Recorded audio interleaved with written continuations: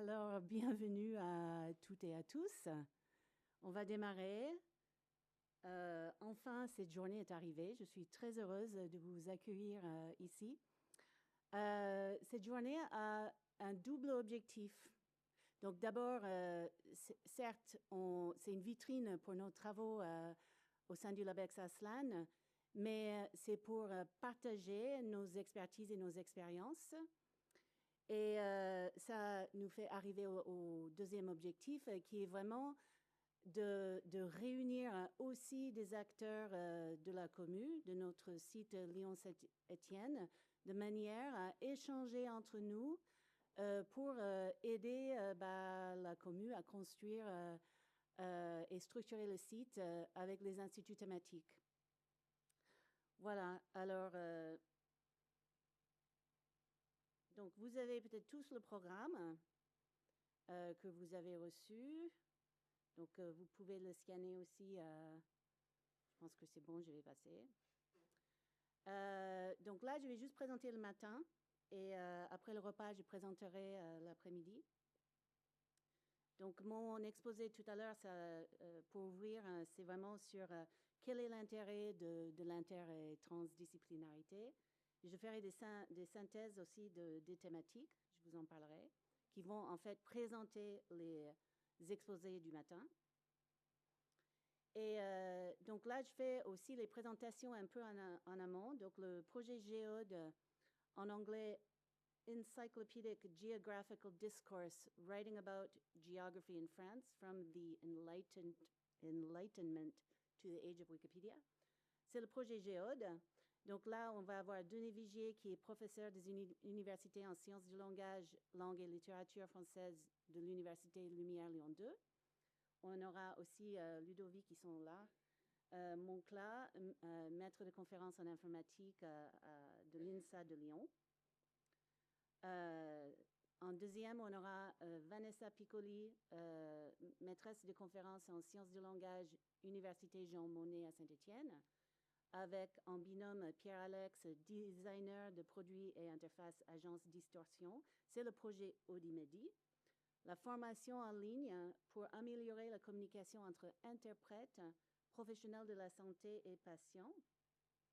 En troisième, on aura le binôme pour le projet Lex Game, Mathieu Loiseau, qui est maître de conférence en informatique, INSA de Lyon. Emily Magnan, ils sont là. Maîtresse de conférence en langue anglaise et didactique des langues, Université Lumière Lyon 2. C'est donc le projet Lex Game, base lexicale connectée à des jeux ciblant différents aspects de l'apprentissage du lexique. Après, on aura une pause. Ça sera à côté, bien sûr, et une table ronde où on regardera les avantages de plusieurs perspectives, rencontres épistémologiques, freins, solutions, limites, dans le contexte de ces trois projets. Et là, voilà, je démarre ma partie. Donc, je vous fais... alors, je ne sais pas ce que... Justine me fait des signes. Ah oui, pardon, merci. Merci, parce que j'ai déjà oublié. Donc, en fait, Justine est en train de prendre des photos. Et si ça, vous ne voulez pas faire apparaître sur les photos, dis-lui, hein, tout simplement, et on fera une sorte de ne pas vous inclure. Euh,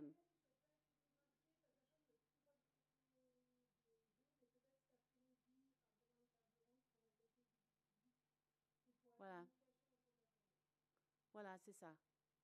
On fera en fait une production scientifique, une rendue de la journée, et voilà. Dites-nous si vous ne voulez pas apparaître. Alors, donc, je vais quand même vous expliquer très rapidement qu'est-ce que c'est le LabEx Aslan, mais juste un peu le concept. Et pour bien nous ancrer dans la suite, il faut passer par des définitions, hein, des concepts en jeu pour la journée, disciplinaires, inter- et transdisciplinaires. Pour esquisser aussi le tableau, en fait, j'évoquerai quelques dangers de ces approches et ses intérêts également, mais aussi la nature, en fait, ce qu'on peut appeler des obstacles épistémologiques, en fait, qui nous barrent la route à ce genre de collaboration. Je ferai la publicité pour l'ouvrage Elgar Encyclopedia Interdisciplinarity and Transdisciplinarity. C'est notre grand témoin Frédéric Darbellet qui a édité cet ouvrage. Donc, je vous conseille d'aller le voir. Et voilà, je vous ai parlé des synthèses que je vous présenterai. Langage et IA, ça va ouvrir pour Géode.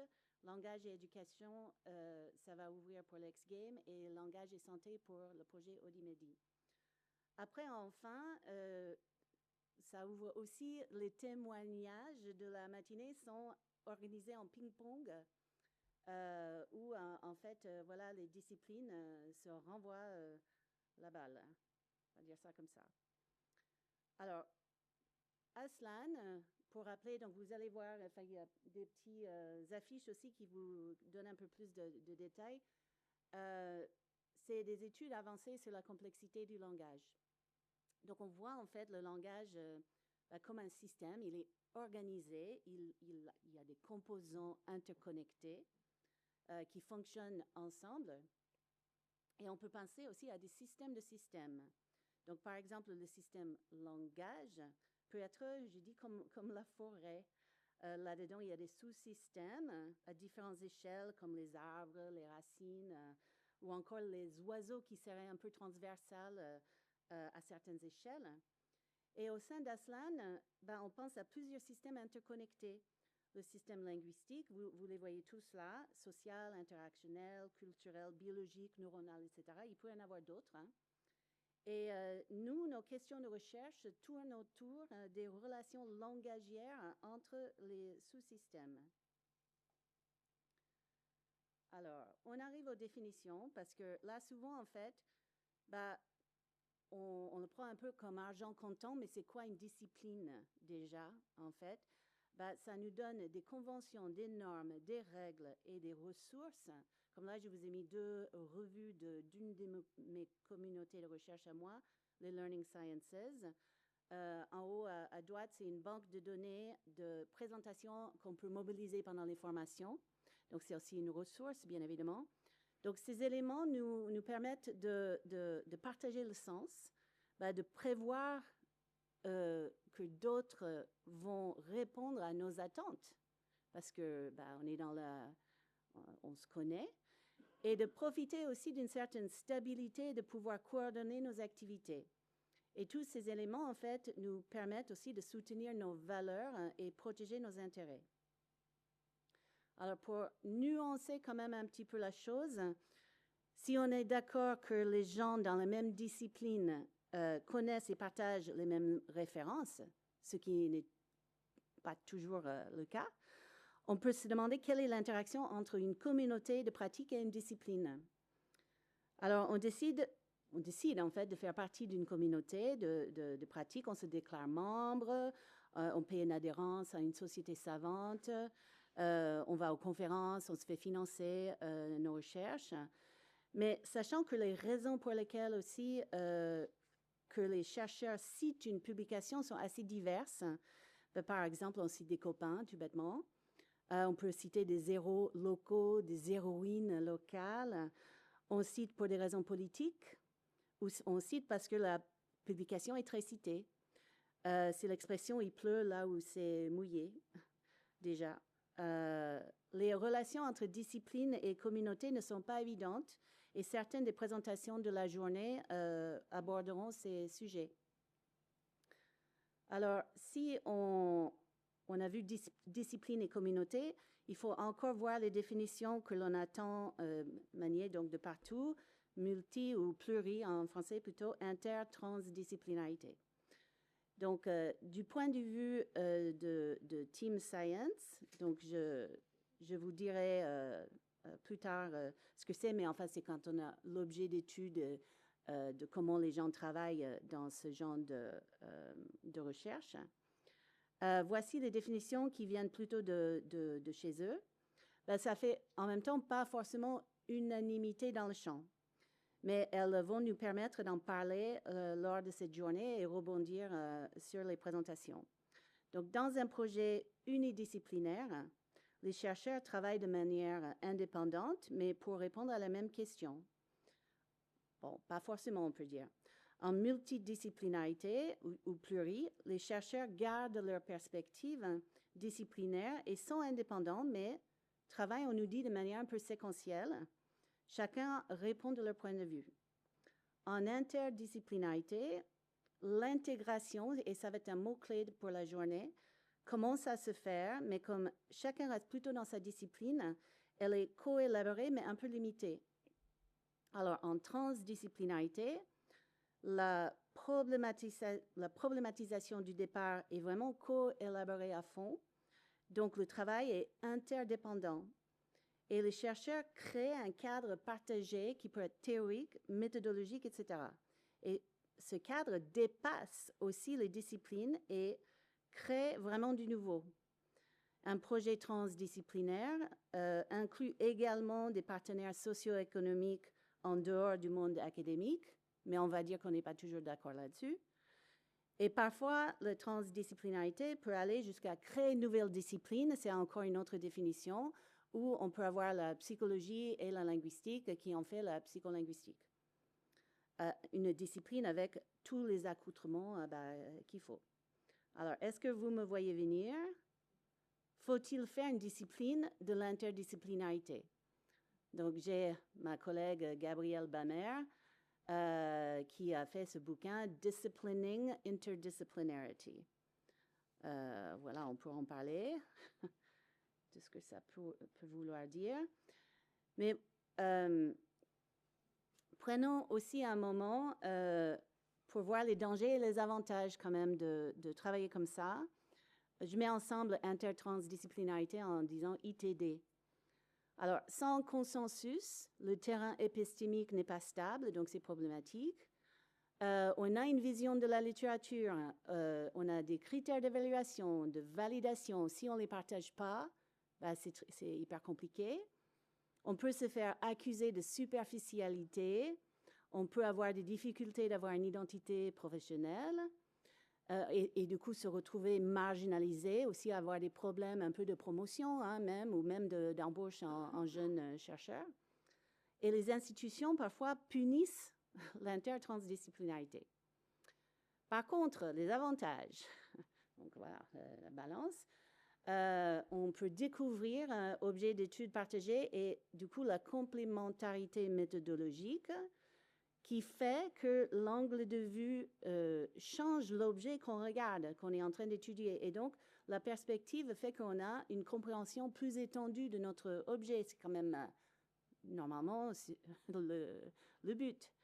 Alors, c'est sûr aussi que les questions complexes requièrent une problématisation commune. Donc, on ne peut pas, des fois on parle des wicked problems, il faut plusieurs types d'expertise pour y arriver, quoi. On ne peut pas avoir qu'une discipline. Alors, des nouvelles combinaisons, c'est ce que dit la recherche, j'en parlerai, font émerger la créativité. Et même si les institutions punissent l'intertransdisciplinarité, elles la financent aussi. Alors, voyons ce qu'on dit la recherche sur ces différentes façons de travailler ensemble, en fait. Donc, plus qu'on traverse le continuum d'un projet unidisciplinaire vers un projet transdisciplinaire, plus nous trouvons de l'intégration, a priori, plus de potentiel pour l'innovation et un impact plus élevé pour la recherche. Mais tout n'est pas si rose, puisque l'on nous met des obstacles qui nous barrent la route, je vous en avais parlé. On a tous des présupposés que nos formations et nos disciplines font ancrer en nous. Et nos présupposés ne sont pas les mêmes que les présupposés des autres avec qui on veut bosser. Du coup, il y a des chocs qui arrivent sur les points de vue différents, sur les objectifs, les méthodes, les théories, même les résultats, qu'est-ce qu'elles vont dire, qu'est-ce qu'ils vont dire. Et en plus, ce n'est pas tout, puisque un choc peut en cacher un autre. Il y a aussi des éléments sous l'eau, je dirais, en fait, en quelque sorte, plus difficiles à voir, donc, comme nos valeurs, nos croyances, principes, biais, idéologies, stratégies non avouées. C'est bien, j'aime bien cela. Et les chocs là sont plus compliqués à démêler. Alors, là on arrive à la publicité pour vraiment cet ouvrage sympa. C'est un état de l'art très récent hein, sur l'inter- et transdisciplinarité. Et je vous invite à le consulter. C'est donc édité par notre grand témoin, Frédéric Darbellay, professeur à l'Université de Genève.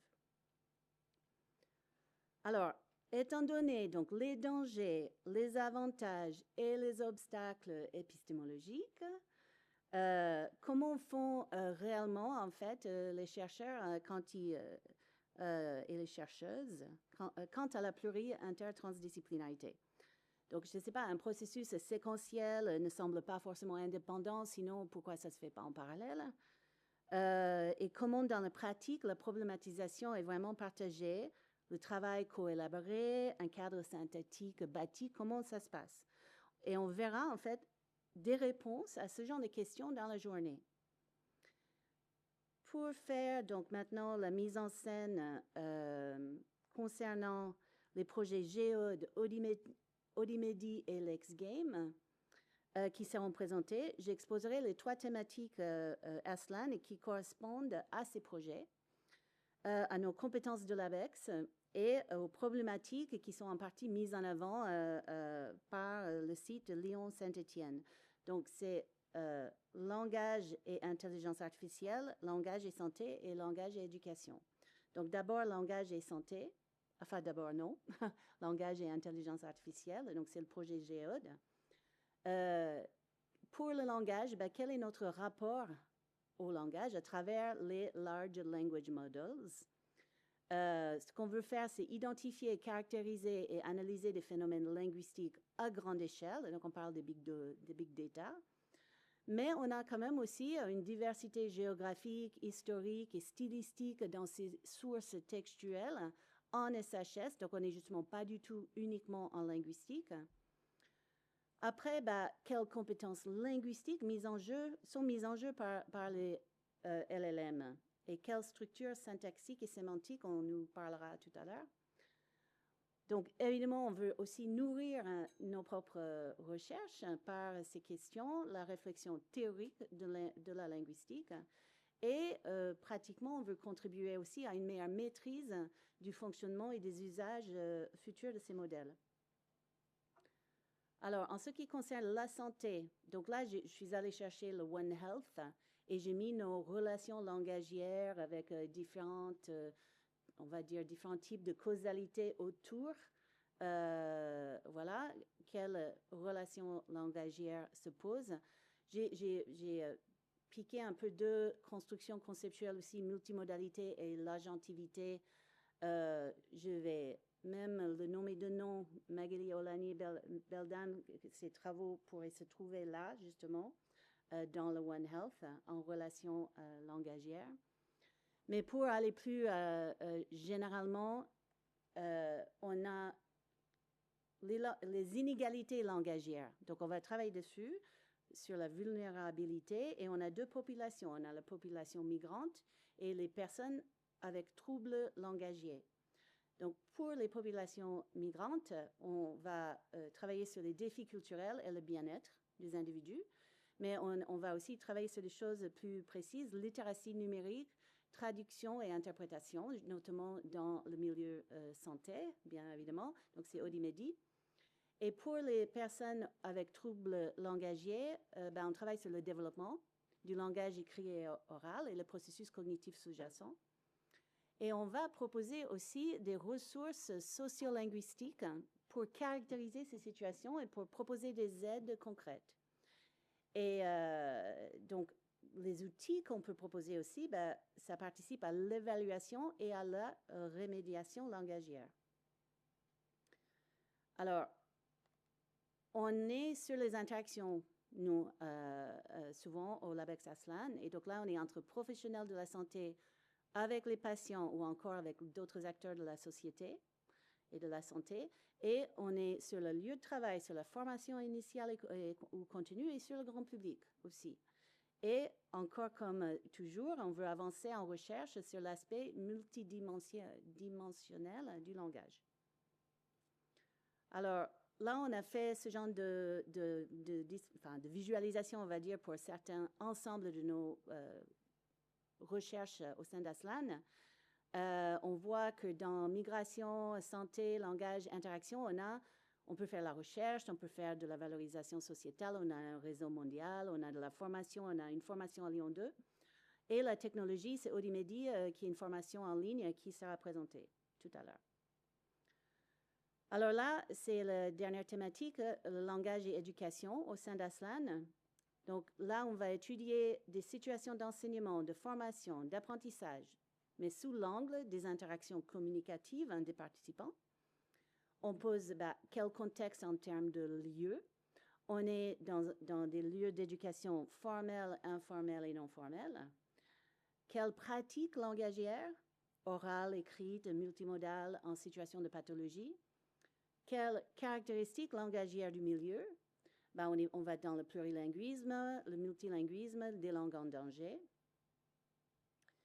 Et on va adopter différentes approches théoriques avec 3 objectifs.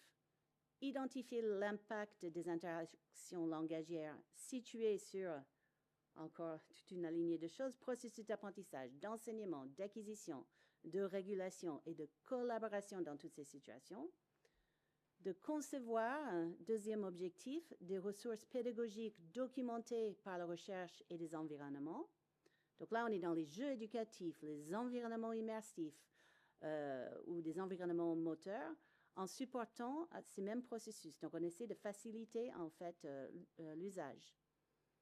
Donc, troisième objectif, évaluer ces ressources et environnements à partir, donc, encore une fois, des cadres différents, méthodologies différentes. Et on va s'intéresser à la motivation, à l'émotion, à la cognition ou à ce qu'on appelle embodiment, l'incarnation des acteurs, des participants. Et enfin, le matériel empirique collecté, c'est très, très divers aussi. Entretien, observation ethnographique, questionnaire, documents, vidéos, fichiers log, donc des traces informatiques, et des données expérimentales. Et ça nous permet des analyses détaillées de toutes ces interactions en tenant compte, encore une fois, les particularités des contextes. Donc alors, on va passer maintenant presque à la suite. Donc on va voir comment nos chercheurs ont pu négocier au sein de leur collaboration. Il y a eu de la transdisciplinarité, l'interdisciplinarité, ou est-ce que l'ego a décroché le train et est parti en discipline uniquement? Ça, je dis merci à mes collègues suisses, Lisa Deutsch, Sabine Hoffmann, et puis le dessinateur Christophe Stuckelberger. Ils ont tout un ensemble de dessins, donc notez bien le copyright humoristique sur la collaboration. C'est vraiment super. Je finis avec un autre. On va avoir donc justement les témoignages en ping-pong, 3 exposés à plusieurs voix. Géode, c'est la linguistique, informatique, géographie et l'histoire. Audimedi, ça va être la linguistique, le design et la santé. L'X-Game, informatique, linguistique et éducation. Et voilà, si vous restez dans votre silo, please do not disturb, ça ne va pas bien se passer.